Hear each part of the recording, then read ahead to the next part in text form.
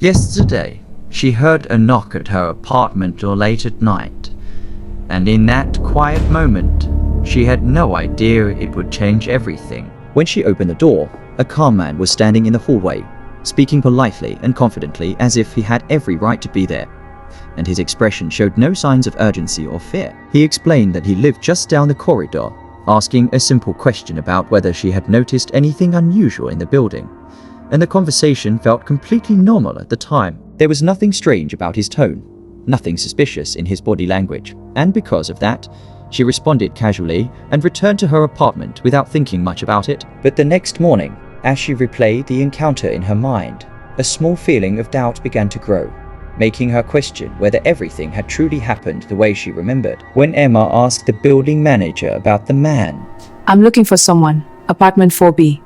Let me check. No, there's no one in 4B. she expected a simple confirmation, but his reaction made her pause and listen more carefully. After checking the official records carefully, the manager told her in a calm voice that there was no registered tenant in that apartment, and that unit had apparently been empty for some time. Emma felt her confidence fade instantly, because she was certain she had seen someone standing there just hours before, and the memory felt too real to simply ignore. Security footage was reviewed carefully, and on the monitor she saw herself standing alone in the hallway, nodding toward empty space where the man had supposedly been. She returned to the hallway and looked directly at the door across from hers, trying to understand how something so clear in her memory could suddenly seem impossible. To her shock, the door labeled 4B was no longer there, and in its place stood only a plain wall that looked completely untouched and ordinary. After noticing the door labeled 4B had disappeared, Emma looked down in the hallway and saw a small metal key lying near the wall, engraved with the number 4B. She slowly picked it up,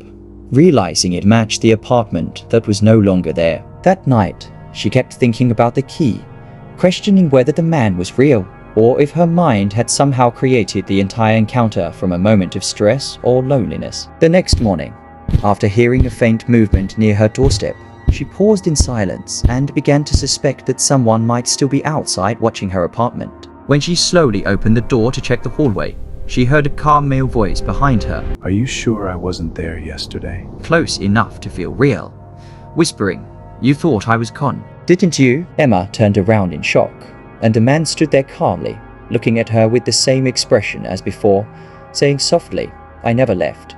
She replied in disbelief, asking how this was possible if the record said no one lived there. When Emma turned back, the man was now wearing a suit instead of the black shirt he had before. He stepped slightly closer and calmly said that sometimes official records do not reflect reality, and not everything in the building can be trusted. They sat across from each other in the office, staring silently, neither of them speaking, as the tension between them grew heavier with every second. After the moment passed, Emma quickly checked her phone for any record, message or call related to the man, but there was nothing. Not even a trace of the conversation she was sure had just happened. After checking her phone and finding no record of him, Emma felt unsettled and slowly stepped back inside, closing the door. But in that final moment, she noticed the man in the hallway looked different, making her question everything she thought was real. Emma slowly picked up the key from the table and stared at it in silence. If he wasn't there, then who did I see?